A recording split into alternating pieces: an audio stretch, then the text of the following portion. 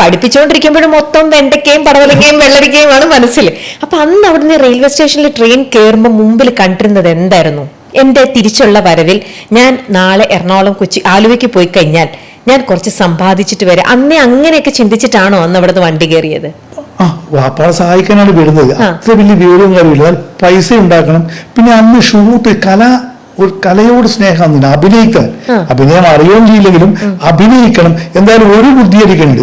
കാരണം 10ാം ക്ലാസ് നിർത്തിയിട്ട് വരുന്ന എനിക്ക് ഡോക്ടറോ എഞ്ചിനീയറോ കലക്ടറോ ആയിട്ട് അറിയപ്പെടാൻ പറ്റില്ല. ഒന്ന് അഭിനയിച്ചിട്ടെങ്കിലും നാലാളെ മുൻപിൽ അറിയപ്പെടുന്ന ഒരാളായി മാറണം ഒരാഗ്രഹം എല്ലാവർക്കും ഉള്ളതും എനിക്കുണ്ട്. അതിനിപ്പോ ഏക വഴി അഭിനയം മാത്രമേ ഉള്ളൂ. പിന്നെ അന്നൊക്കെ ഷൂട്ടുകാർക്ക് അധികം ആലുവ ഭാഗത്താണ് ഷൂട്ടുകാർ. അങ്ങനെ ഒരു ഹിഡൻ അജണ്ട എന്റെ മനസ്സിനുള്ളിലുണ്ട്. വണ്ടി കയറിയപ്പോ അച്ഛനെ സഹായിക്കാനെന്നുള്ളത് അവിടെ ഉണ്ടെങ്കിൽ ഉള്ളിന്റെ ഉള്ളിൽ സിനിമാമോഹമാണ്. അന്ന് ഈ ഓഡീഷൻ ഒന്നും ഇല്ലല്ലോ. സെറ്റിൽ പോകും, ചാൻസ് ചോദിക്കും, അവര് പറഞ്ഞു വിടും, തിരിച്ചു പോരും. അങ്ങനെ കുറെ കാലം ഇങ്ങനെ അന്വേഷിച്ച് നടന്നു. പിന്നെ ആ ചിന്തയൊക്കെ അങ്ങോട്ട് പോയി, പ്രാരാബ്ധമായി. ജീവിക്കാൻ ബുദ്ധിമുട്ട്, വളരെ ജീവിത സാഹചര്യം വളരെ മോശമാണ്. ഈ ഏതെങ്കിലും ഒരു മുറിയിലൊക്കെ ചോദിച്ച് താമസിക്കും. ആ കൂടി 19 പേര് താമസിക്കുന്ന മുറികളിൽ 2 ബാത്റൂമേ ഉണ്ടാവും. അന്നേരൊക്കെയുള്ള പ്രാർത്ഥന എന്ന് പറയുന്നത് കാലത്ത് ബാത്റൂമിലേക്ക് പോകുമ്പോൾ ഒരു ക്യൂ ഒരു 10-15 കിട്ടണം. ചിലപ്പോൾ അതിനേക്കാളും പുറകിലേക്ക് പോകും. അങ്ങനെയൊക്കെ ആഗ്രഹിച്ചിട്ട് വലിയ മോഹങ്ങളൊന്നും ഇല്ലാതെ വളരെ കഷ്ടപ്പെട്ട് ബുദ്ധിമുട്ടി ജീവിക്കുന്ന ഒരു കാലഘട്ടമായിരുന്നു. പിന്നെ അവിടെ എത്തിയപ്പോൾ ആ സിനിമാ മോഹമൊക്കെ വിട്ടു. സ്കൂളിൽ പഠിച്ചുകൊണ്ടിരിക്കുന്ന കാലത്തൊക്കെയാണ് അന്നേരം നമ്മളൊന്നും ചിന്തിക്കണ്ടല്ലോ. നമുക്ക് നേരത്തിന് വീട്ടിൽ പോകുമ്പോൾ കുറച്ചാണെങ്കിലും ഭക്ഷണം കിട്ടുന്നുണ്ട്. അപ്പോഴാണ് ചിന്തകളൊക്കെ, ഇവിടുന്ന് ചിന്തകളൊക്കെ പോയി. ജീവിതം കഷ്ടപ്പാടും ദുരിതമായി, വേണ്ടായിരുന്നു, പഠിക്കാമായിരുന്നു എന്നൊക്കെ തോന്നി ഒരുപാട് സമയങ്ങളിൽ തോന്നിയിട്ടുണ്ട്. കാരണം പഠിക്കുന്ന സമയത്ത് എങ്ങനെയെങ്കിലും ഈ 10ാം ക്ലാസ് എത്തിയിട്ട് ഇവിടുന്ന് കടക്കണം എന്നാണ് എന്താണ്. പിന്നെ ഇവിടെ എത്തിയുള്ള കഷ്ടപ്പാടും ബുദ്ധിമുട്ടും ഓർത്തപ്പോൾ പഠിക്കായിരുന്നു. പിന്നെ കൂട്ടുകാരന്മാരൊക്കെ ഇവിടെ പഠിക്കുന്ന കാണുമ്പോഴും അങ്ങനെ ഒരുപാട് മോഹങ്ങളും ഈ പ്രണയം ഒക്കെ ഉണ്ടാവുമല്ലോ. അപ്പൊ അത്രമാർക്ക് ഒരുപാട് വിഷമം ഉണ്ടായിരുന്നു. അന്ന് ഞാൻ 15 വയസ്സായിരുന്നപ്പോ എന്റെ കൂട്ടുകാരന്മാരൊക്കെ 35-40 വയസ്സുള്ളവരാ. ഈ ഹോട്ടൽ ജോലിക്കാർ, അങ്ങനെ പലയിടത്തും ജോലി ചെയ്യുന്ന എൻ്റെ സുഹൃത്തുക്കൾ എന്ന് പറഞ്ഞാല് അത്തരം ആളുകൾ ആ പ്രായത്തിലുള്ള. ഇന്ന് തരം തിരിച്ചാണ്. ഇന്നെന്റെ സുഹൃത്തുക്കളൊക്കെ 24-25 വയസ്സുള്ളവരാ. ഞാൻ യങ്ങാകാൻ ഞാൻ തീരുമാനിച്ചു. എന്റെ സുഹൃത്തുക്കളൊക്കെ യങ്സ്റ്റേഴ്സിനെയാണ് ഇപ്പൊ എല്ലാം. എന്റെ ജിമ്മിലായാലും എവിടെയായാലും ചെറുപ്പക്കാർ കല്യാണം. ഇപ്പൊ ഞാൻ അധികം കല്യാണങ്ങൾക്ക് പോകുന്ന സുഹൃത്തിന്റെ കല്യാണത്തിന് പോകുന്നു. ആ വൈബിലേക്ക് ഞാൻ പോയി. പക്ഷേ നേടിയെടുക്കാൻ പറ്റാത്തൊക്കെ ഇപ്പൊ എനിക്ക് തോന്നുന്നുണ്ട് കിട്ടുന്നുണ്ടെന്ന് ഉണ്ട്. പക്ഷെ അന്ന് ഉള്ളിന്റെ ഉള്ളിൽ ആഗ്രഹിച്ചും കൊതിച്ചും വെച്ചിരുന്ന പല കാര്യങ്ങളുമാണ് ഇന്നിപ്പോ ലൈഫിലൂടെ നേടാനായിട്ട് നോക്കുന്നത്. ഉണ്ട്. അന്ന് ഒരിക്കലും നടക്കില്ല എന്നും സ്വപ്നം പോലെ കണ്ടിരുന്നത്. നമ്മൾ പല സ്വപ്നം കാണുമല്ലോ. നടക്കാൻ ആഗ്രഹിക്കുന്ന സ്വപ്നങ്ങൾ കാണും, ഒരിക്കലും നടക്കാത്ത സ്വപ്നങ്ങൾ കാണും. സ്വപ്നത്തിൽ മാത്രം സംഭവിച്ചാൽ മതി. അത്തരം കാര്യങ്ങളൊക്കെ കുറേശ്ശെ ഈ പ്രായത്തിൽ നടക്കുന്നുണ്ട്. 1-2 കാര്യങ്ങൾ പറയാമോ? എന്തൊക്കെയാണ്? സിനിമയിലേക്ക് കയറാൻ പറ്റി, ആൾ അറിയപ്പെട്ടിട്ടില്ല എങ്കിലും ഒരു നല്ലൊരു ബിസിനസ് കയറാൻ പറ്റി. ഇപ്പൊ ഞാൻ പണ്ട് എനിക്ക് വലിയ ബിസിനസ്സുകാരെ യൂസഫ് അലി അങ്ങനത്തെ ആരൊന്നും അറിയില്ല. എന്റെ മുൻപിലുള്ള ഏറ്റവും വലിയ പണക്കാരൻ എന്ന് പറയുന്നത്, ഞാൻ ഹോട്ടൽ ഭക്ഷണം കഴിച്ച് ജീവിച്ചാളാ. ഏതാണ്ട് 15 വയസ്സ് ആലുവയിലേക്ക് വന്നപ്പം ഹോട്ടൽ സാധാരണ ഏറ്റവും ലോക്കൽ ഹോട്ടലുകൾ. പക്ഷേ എന്റെ വൈഫിനെ കൊണ്ടുവന്നത് എന്റെ 45-ാമത്തെ വയസ്സിലാണ്. ഒരു സാമ്പത്തിക സ്ഥിതിയൊക്കെ ആയിട്ട് വൈഫിനെ കൊണ്ടുവന്നത്. ആ 30 വർഷവും 3 നേരം ഹോട്ടലിൽ നിന്ന് ഭക്ഷണം കഴിച്ച് ജീവിക്കുന്ന ആളാണ്. ഹോട്ടലിൽ നിന്ന് ഭക്ഷണം കഴിക്കാനുള്ള വലിയ സമ്പത്തൊന്നും വന്നില്ല. അപ്പൊ ഏതെങ്കിലും ഹോട്ടലിൽ മൂലയിൽ പോയിരിക്കും, സപ്ലയർ പതുക്കെ വിളിക്കും, 2 പൊറോട്ട ഇത്തിരി ചാറും തരുമെന്ന് ചോദിക്കും. അപ്പൊ സപ്ലയർക്കൊക്കെ നമ്മളെ കാണുമ്പോൾ ദേഷ്യമാണ്. കാരണം സ്ഥിരമായിട്ട് ചാറ് വാങ്ങിക്കും, ഒരു ദിവസം പോലും കറി വാങ്ങിക്കില്ല. അപ്പൊ അന്നത്തെ എന്റെ ആഗ്രഹം, അന്നത്തെ ഇവിടുത്തെ യൂസഫ് അലി എന്നൊക്കെ പറഞ്ഞാല് തൊട്ടപ്പുറത്തെ ടേബിളിൽ വന്നിരുന്നിട്ട് 2 പൊറോട്ടയും ചിക്കൻ കറിയും, 2 പൊറോട്ടയും അങ്ങനെ ഓർഡർ അന്തസ്സായിട്ട്. അപ്പൊ അദ്ദേഹത്തെയൊക്കെ വെയിറ്റേഴ്സ് സാർ എന്താ വേണ്ടതെന്ന് ചോദിക്കും. നമ്മൾ വിളിച്ചാലും വരില്ല. കാരണം അവർക്കറിയാം ഈ 2 പൊറോട്ട ഇത്തിരി ചാറും ചോദിക്കുന്ന ടീമാണെന്നുള്ള കാര്യം. അപ്പൊ എന്റെ ആഗ്രഹം തന്നെ അതുപോലെ ആള് ജീവിതത്തിലാവണം. അതായത് ഒരു ഹോട്ടലിൽ കയറിയിട്ട് ഒരു സപ്ലൈലോട്ട് എന്താ സാർ വേണ്ടതെന്ന് ചോദിക്കുക, എന്നിട്ട് ഞാൻ 2 പൊറോട്ടയും ചിക്കൻ കറിയും അല്ലെങ്കിൽ ഒരു ബിരിയാണി എന്നൊക്കെ പറയുക.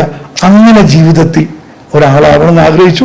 അങ്ങനത്തെ ആളിന് 10-12 ഹോട്ടലും 19 ബേക്കറി നടന്നിട്ട് ഇന്നിപ്പോ 63 ബേക്കറിയും റെസ്റ്റോറന്റും ഉൾപ്പെടെ അത്രയും ഇന്നിപ്പോ സ്വന്തമാക്കി എന്ന് പറയുന്നത് തന്നെ എന്തൊരു വലിയ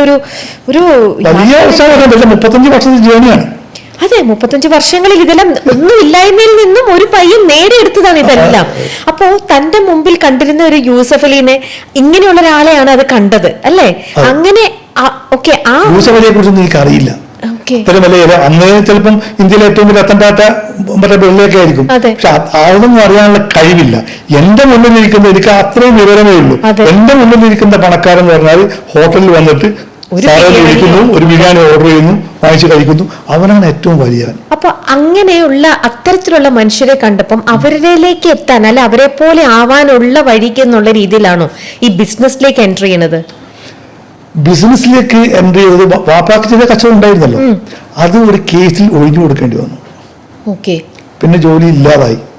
അവിടെ നിന്നാണ് ഒരു എന്തെങ്കിലും, ഇപ്പൊ മറ്റൊന്നും എനിക്ക് പറ്റില്ല, കാരണം വിദ്യാഭ്യാസം ഇല്ല. എവിടെയെങ്കിലും ജോലിക്ക് പോയാലും ഒരു ഹോട്ടലിൽ ക്ലീനിങ് പോയി ആയിട്ടോ അങ്ങനെ എന്തെങ്കിലും ജോലി വന്നാൽ അതിற்கு ഇന്ന് മുകളിൽ ജോലി കിട്ടാനുള്ള കാര്യപ്രാപ്തിയ വിദ്യാഭ്യാസം എനിക്കില്ല. പിന്നെ ഗൾഫിലേക്ക് പോയാൽ അതിന് മിനിമം 10ാം ക്ലാസ്സെങ്കിലും പാസ്സാവണ്ടേ. അപ്പൊ എന്റെ അനിയനൊക്കെ ആ സമയത്ത് ബോംബെയിലേക്ക് പോയി ഫുട്പാത്ത് കച്ചവടത്തിന്. അപ്പൊ ഞാൻ ഇവിടെ എന്തെങ്കിലും ഒരു കച്ചവടം അങ്ങനെ ഞാൻ പല ഇന്റർവ്യൂവിൽ പറഞ്ഞിട്ടുള്ളതാണ്. ഉമ്മ തന്ന കുറച്ച് സ്വർണം കൊണ്ടാണ് ചെറിയൊരു കട തുടങ്ങുന്നതും ഒരു ബേക്കറി, അല്ല ആ ബേക്കറി അല്ല തുടങ്ങുന്നത്. എനിക്ക് എന്റെ വാപ്പ എന്നെ പഠിപ്പിച്ച കച്ചവടം സ്റ്റേഷനറി വേണ്ടി വളയും മാലയൊക്കെ വെക്കുന്ന കടയാണ്. എനിക്കതേ അറിയൂ. അങ്ങനെ ഞാനൊരു കട എടുത്തപ്പോൾ അത് തന്നെയാണ് തുടങ്ങിയത്. പക്ഷെ അതിനോട് അതും ഫ്ലോപ്പായപ്പോ അവിടെ ഒരു മുമ്പൊരു ബേക്കറി ആയിരുന്നത് കൊണ്ടാണ് ഇത് ഫ്ലോപ്പായി പോയത്. അപ്പൊ ആ ബേക്കറി കൂടുതലും കുഴപ്പമില്ലാതെ നടന്നതാണ്. അപ്പൊ അങ്ങനെ ബേക്കറിയിലേക്ക് ഒന്ന് രണ്ട് സുഹൃത്തുക്കൾ പറഞ്ഞാണ്, നിനക്ക് അറിയാവുന്ന കച്ചവടം അല്ല വേണ്ടത്, എന്താണോ ജനം ആവശ്യപ്പെടുന്നത് അത് ചെയ്യാൻ ഇന്നും തുടർന്നു പോകുന്നത് തന്നെയാണ്. അങ്ങനെയാണ് ബേക്കറിയിലേക്ക് വന്നതാണ്. ബേക്കറിക്കാരനൊന്നല്ല, ബേക്കറി പഠിച്ചിട്ടില്ല. ഇപ്പോഴും ഒരു ചായക്കപ്പുറം ഉണ്ടാക്കാൻ എനിക്ക് വ്യക്തിപരമായിട്ട് അറിയില്ല.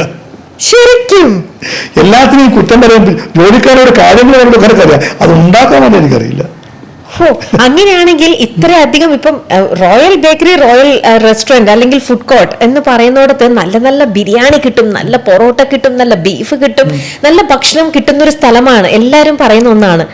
അപ്പോ ശരിക്കും ഭക്ഷണം അതിനു മുമ്പേ മുന്നേ എൻ്റെ അടുത്ത് പറഞ്ഞു, ഞാൻ കൊതിച്ച് കഴിച്ചിരുന്നതെല്ലാം ഹോട്ടലിൽ നിന്നാണ്, പക്ഷെ വളരെ ചെറിയ ഹോട്ടലിൽ നിന്നും ഈ പൊറോട്ടയും ചാറും.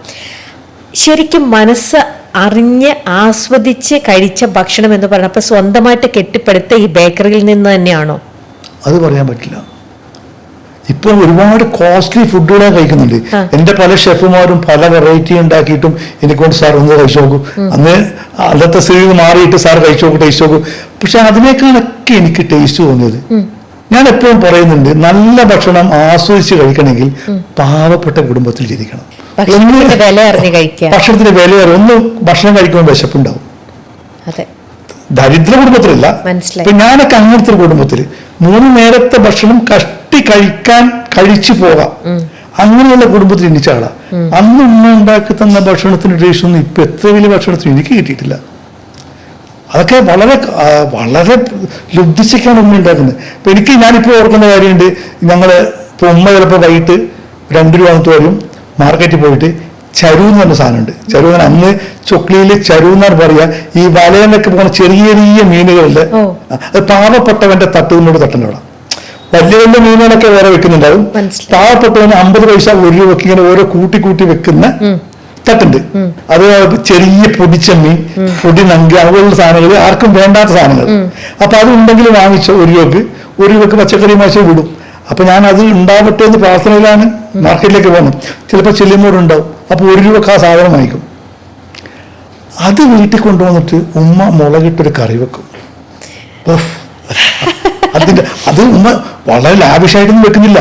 അപ്പൊ ഉമ്മക്ക് ശരിക്ക് 3 ഒരുപാട് ഇൻഗ്രീഡിയൻസ് ഉണ്ടാവില്ല. ഒരു മുളക് പൊടി, മല്ലിപ്പൊടി, അങ്ങനെ 1-2 ഇൻഗ്രീഡിയൻസ് ഉള്ളൂ. അതിനൊക്കെ വളരെ പിശുക്കിയെടുക്കൂ. കാരണം ഇത് വാപ്പ അടുത്തവണ വരുന്നവരിൽ നിൽക്കണം. ഇല്ല, അടുത്ത വാങ്ങിക്കാനുള്ള പൈസ ഉമ്മയുടെ കയ്യിലില്ല. അപ്പൊ പലപ്പോഴും ഞാൻ കാണാറുണ്ട്, 1 സ്പൂൺ എടുത്തിട്ട് അതിന് കുറച്ച് അങ്ങോട്ട് ഇടും, വീണ്ടും ചട്ടിയിലേക്ക് ഇടുന്നു, പിന്നെയും കുറച്ച് ബാക്കിയാക്കി നിങ്ങളിലേക്ക് ഇടും.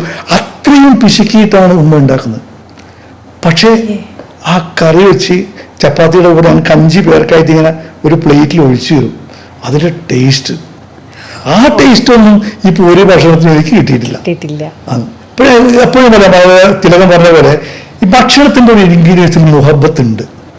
ആണല്ലേ? ഉണ്ട്, ഉറപ്പായിട്ടുണ്ട്. ഞാൻ പറയാം, എനിക്ക് ഞാൻ മാർക്കറ്റിലല്ല ഫിഷ് വില AC ഷോപ്പൊക്കെ ഫിഷ് ഉണ്ട്. ഞാൻ ഓരോ തവണയും ഫിഷ് മാർക്കറ്റിൽ പോയാൽ നെയ്മീനോ അങ്ങനെ വലിയ 2000-3000 രൂപയ്ക്കൊക്കെയാണ് വാങ്ങിക്കുക. അത് വാങ്ങിച്ച് വൈഫിന്റെ കൈ കൊടുത്താൽ വൈഫ് നേരെ വേലക്കാരി കൊടുത്തിട്ട് ഒന്നിങ്ങനെ വെച്ചൊന്ന് തരും. അത് വേലക്കാരി ഉണ്ടാക്കുന്നത്.